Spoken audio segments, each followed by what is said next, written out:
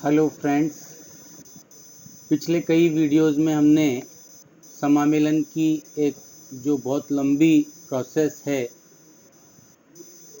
उसको डिस्कस किया। बहुत लंबा और टाइम टेकिंग प्रोसेस समामेलन का है।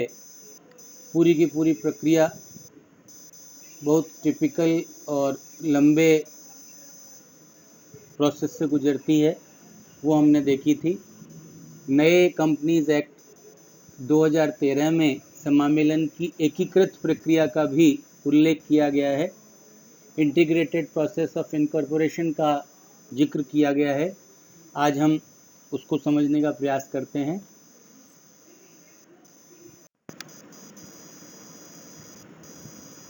एमसीए ने 1 मई 2015 से ही कंपनियों के समामेलन की नई प्रक्रिया को प्रारंभ किया है, जिसे कंपनियों के समामेलन की एकीकृत प्रक्रिया के नाम से जाना जाता है। यह कंपनियों के समामेलन की एक वैकल्पिक प्रक्रिया है, जिसका पालन करके किसी भी कंपनी का 24 घंटों के भीतर समामेलन करवाया जा सकता है। समामेलन की एकीकृत प्रक्रिया इन कंपनियों पर लागू होती है। नंबर 1, एक व्यक्ति कंपनियों पर, निजी कंपनियों पर, सार्वजनिक कंपनियों पर और उत्पादक कंपनियों पर। गैर व्यापारिक या गैर लाभ उद्देश्य वाली अर्थात धर्मार्थ कंपनियों का, जिसका समामेलन धारा 8 के अधीन होता है, समामेलन इस प्रक्रिया का पालन करके नहीं करवाया जा सकता है। तो हम इस पूरी प्रक्रिया, जो एकीकृत प्रक्रिया बताई गई है, इंटीग्रेटेड प्रोसेस बताया गया है, उसकी चर्चा करते हैं। समामेलन की एकीकृत प्रक्रिया में निम्नानुसार पूरा प्रोसेस होता है। नंबर 1, आवेदन। प्रस्तावित कंपनी के प्रवर्तक या आवेदक को उस कंपनी के पंजीयन के लिए आवेदन फाइल करना होता है। यह आवेदन फॉर्म नंबर INC 29 में फाइल किया जाता है। इस फॉर्म में बहुत सारी बातें आवेदन में सम्मिलित हैं। नंबर A, कंपनी के नाम के लिए आरक्षण, कंपनी के समामेलन के लिए। C, अधिकतम 3 संचालकों तक के लिए संचालक पहचान क्रमांक DIN जिसको कहते हैं के आवंटन के लिए। D, अधिकतम 3 संचालकों की नियुक्ति के लिए। यह आवेदन फॉर्म नंबर INC 21 में किया जाता है और केंद्रीय पंजीयन केंद्र के रजिस्ट्रार के पास फाइल किया जाएगा। यह आवेदन फॉर्म 2000 रुपये के अतिरिक्त पंजीयन शुल्क की राशि के साथ फाइल किया जाता है।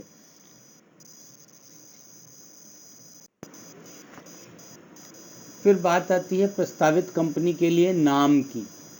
प्रस्तावित कंपनी जिसका कि समामेलन किया जा रहा है, उसके लिए प्रवर्तन या आवेदक कंपनी के लिए किसी एक ही नाम का प्रस्तावित करना होता है। यद्यपि आवेदक कंपनी के एक और नाम को पुनः प्रस्तावित भी कर सकता है। तो नाम के लिए प्रस्ताव आवश्यक है। सीमा नियम, हम सभी जानते हैं कि सीमा नियम कंपनी के लिए कितना आवश्यक है। तो प्रस्तावित कंपनी का प्रवर्तक या आवेदक चाहे तो वह कंपनी का मूल रूप में पार्षद सीमा नियम बना सकता है। यदि ऐसा नहीं करता है तो वह फॉर्म नंबर INC 30 में दिए गए प्रारूप के अनुरूप कंपनी का पार्षद सीमा नियम बना सकता है। सीमा नियम INC 13 के प्रावधानों के अनुरूप तैयार किया जाएगा। तो सीमा नियम भी तैयार करना आवश्यक है। इसके पश्चात बात आती है अंतर नियमों की। सीमा नियम और अंतर नियम बहुत आवश्यक होते हैं किसी भी कंपनी के लिए।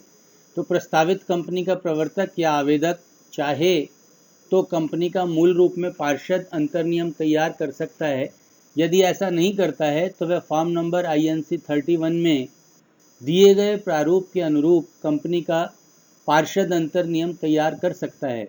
अंतर नियम INC 13 के प्रावधानों के अनुरूप तैयार करना होता है।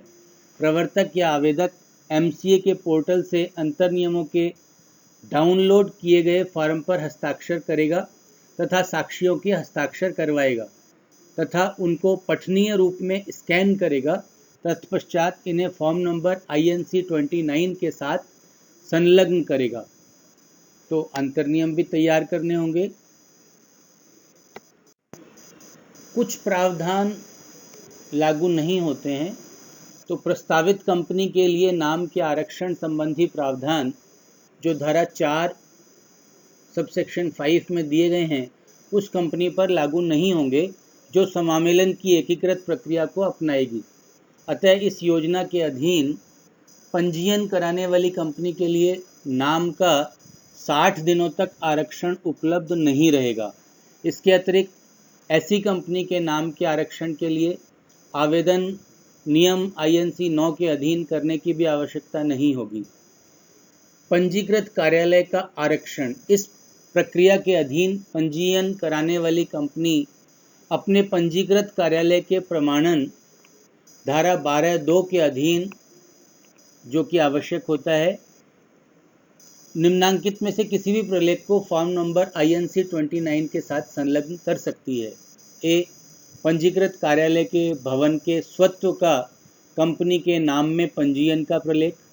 बी, यदि भवन किराए पर हो तो किराएनामा या लीज डीड एवं उसके साथ अधिकतम 1 माह पुरानी किराए के भुगतान की रसीद। सी, भवन के स्वामी या उसके अधिकृत अधिभोक्ता ऑक्यूपेंट द्वारा उस भवन को कंपनी के पंजीकृत कार्यालय के रूप में उपयोग करने का अधिकार पत्र तथा स्वामी एवं अधिभोक्ता के स्वत्व या अधिभोक्ता अधिकार का प्रमाण पत्र। और डी, टेलीफोन, गैस, विद्युत आदि किसी उपयोगी सेवा के साक्ष्य का प्रमाण जिसमें भवन के स्वामी या अधिभोक्ता के नाम एवं भवन के पते का उल्लेख हो। ऐसा प्रमाण 2 माह से अधिक पुराना नहीं होना चाहिए।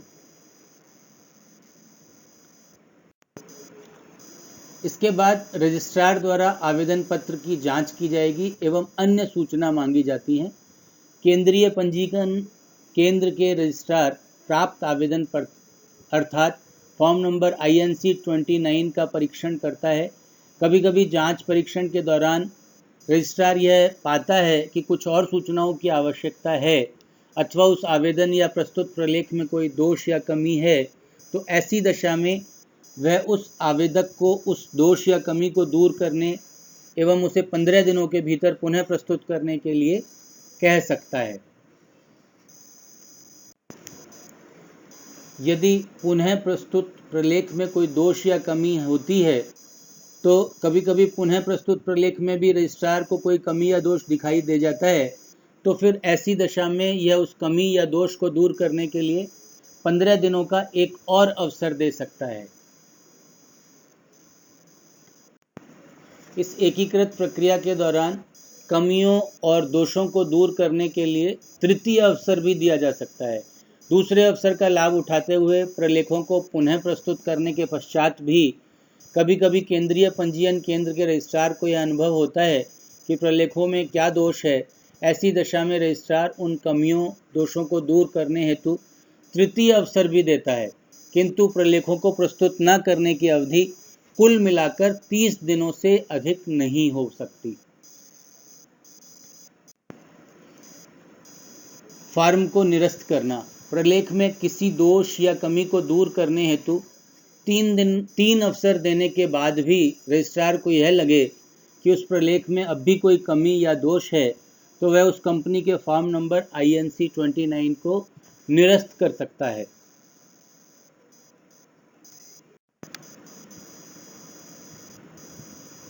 MCA ने 1 मई 2015 से ही कंपनियों के समामेलन की नई प्रक्रिया को प्रारंभ किया है, जिसे कंपनियों के समामेलन की एकीकृत प्रक्रिया के नाम से जाना जाता है। यह कंपनियों के समामेलन की एक वैकल्पिक प्रक्रिया है जिसका पालन करके किसी भी कंपनी का 24 घंटों के भीतर समामेलन करवाया जा सकता है। समामेलन की एकीकृत प्रक्रिया पंजीकरण कर लेने के पश्चात जो भी प्रलेख और जो भी फॉर्म सबमिट किया गया है रजिस्ट्रार के पास, जब पंजीकृत हो जाता है तो फॉर्म नंबर INC 29 तथा अन्य प्रलेखों के पंजीयन के पश्चात केंद्रीय पंजीयन केंद्र के रजिस्ट्रार फॉर्म नंबर INC 11 में उस कंपनी के समामेलन का प्रमाण पत्र जारी कर देता है। समामेलन का प्रमाण पत्र हम सभी जानते हैं कि सबसे इम्पॉर्टेंट है, इसके बाद ही एक कंपनी अपने अस्तित्व में आती है। तो 28/3/2016 से जो प्रभावी संशोधित अधिनियम है, नियम INC 36 है, उसमें समामेलन का प्रमाण पत्र कंपनी रजिस्ट्रार जारी कर सकता है। समामेलन का प्रमाण पत्र जारी होने के बाद से ही कंपनी अपने नाम से एक निगमित संस्था, निगम या निकाय, कॉरपोरेट बॉडी मानी जाती है। समामेलन की तिथि से ही कंपनी अपने व्यवसाय या कारोबार का संचालन करने की हकदार हो जाती है। तो स्पष्ट है कि इंटीग्रेटेड प्रोसेस ऑफ इनकॉर्पोरेशन एक छोटा प्रोसेस है, एक टाइम बाउंड प्रोसेस है, और इसमें एक छोटी प्रक्रिया के द्वारा कम समयावधि में समामेलन का प्रमाण पत्र प्राप्त किया जा सकता है। और समामेलन का प्रमाण पत्र प्राप्त करने के बाद कोई भी कंपनी समामेलन की तिथि से अपने व्यवसाय और कारोबार का संचालन करने की हकदार हो जाती है।